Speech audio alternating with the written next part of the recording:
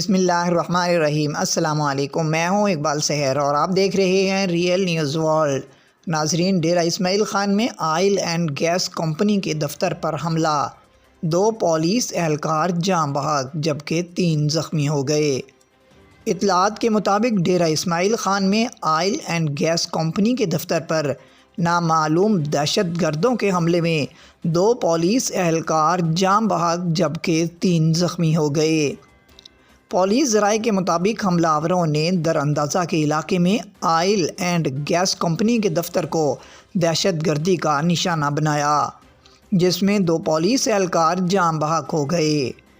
جاں بحق ہونے والوں میں عارف اور رحمت علی شامل ہیں، جبکہ زخمی اہلکاروں میں ASI عالم شیر، فضل شاہ اور عطا الرحمن شامل ہیں، جنہیں اسپتال منتقل کر دیا گیا ہے۔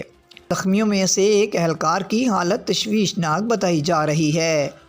ادھر DSP اصغر علی شاہ کا کہنا ہے کہ یہ حملہ Al-Haj oil and gas private drilling company پر ہوا، جہاں کمپنی کیمپ پر پولیس نفری تعینات تھی، جسے دہشت گردی کا نشانہ بنایا گیا۔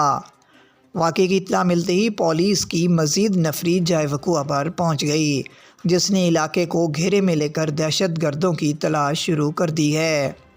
مزید اپڈیٹ کے لیے ہمارے ساتھ وابستہ رہیں۔ اگر آپ نے ہمارے چینل کو سبسکرائب نہیں کیا تو پلیز کر دیجئے اور بیل آئیکن کو پریس کرنا مت بھولیے تاکہ ہماری نئی ویڈیو کا نوٹیفیکیشن بر وقت آپ تک پہنچ سکے۔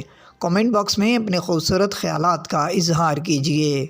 اسلام زندہ باد، پاکستان پائندہ باد۔